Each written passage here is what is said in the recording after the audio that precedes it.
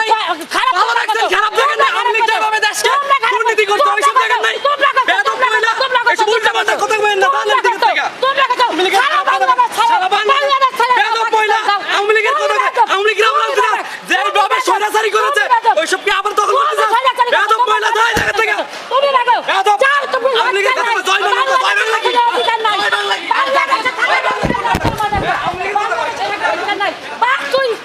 তুই কয়দিন আগে ভাগুড়ালে এলসিবির পোলাপানা জায়গায় রাজ্যে নাই তো তোরা আমি চিনি না বেড়া তুই কয়দিন আগে এই সেরায় এলসিবির বদনাম করছে ওই জায়গায় আয়া অগলাকে টাকার ভাগাভাগি কি হয়েছে পরে ওই জায়গায় একটা ব্যানার টাঙ্গে নতুন দল গঠন করে তারপরে ওই জায়গায় আইছে আয়া নতুন দল গঠন করে ওই টাকা খাই আইছে ওর টাকার ভাগে কম পাচ্ছে টাকা মনে হয় এখন পাইছে কয়দিন আগে ভাগবোটা লইয়া ওই জায়গায় লাগ যায় ওই জায়গায় লাগিয়া নতুন দল গঠন করছে হয় বুঝছেন হ্যাঁ পরে এখন মনে হয় আবার টাকা দিছে এখন একটু থামছে আমরা জনগণ টাকার পাগল না আমরা ৭১-এর পক্ষে যে থাকবো হ্যাঁ পাগল আমাকে ৫০০ কোটি টাকা দিয়ে কিনতে পারবে না তদন্ত করেন তাহলে হ্যাঁ জুতা দিয়ে বাইরে আইবো তাই আমার দশে কয় কি খালা কি কইবেন কন এখন আমার ব্যক্তিগত কথা কইতাছি তখন এই দৌড়ে আইছে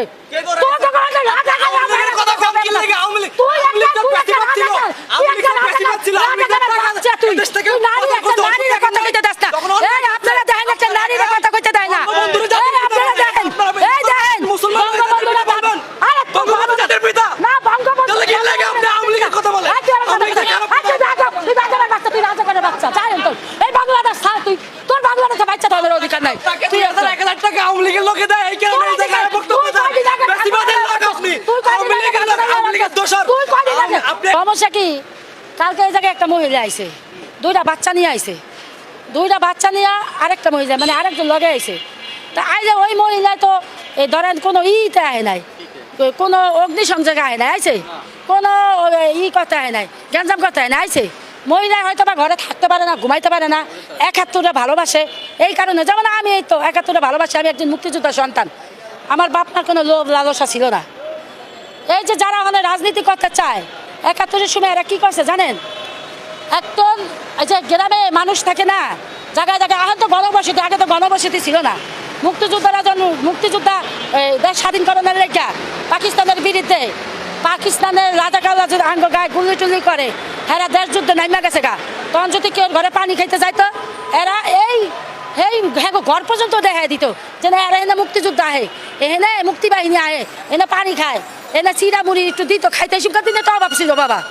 কচু পাতা জাল দিয়ে খাইতো আদার জাল খাইতো হেন থেকে একটু দিত গৃহস্থরা বাইকিরা তাই এরা এই এখন যারা রাজনীতি করতে চায় তখনকার দিনে এরা এই ম্যাচের কাটি দিয়ে এই ঘরে আগুন জ্বালাই দিত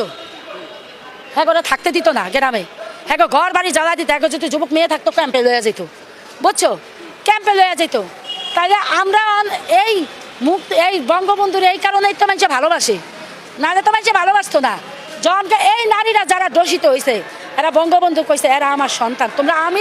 আমার পরিচয় দিবা কারো পরিচয় দেওয়া লাগবে না আমি তোমাদের বাবা আমার বাড়ির ঠিকানা দিবা হ্যাঁ আমার বাড়ির ঠিকানা দিবা তোমরা এই ধানমন্ডি ৩২ বীরাঙ্গনাদের ঠিকানা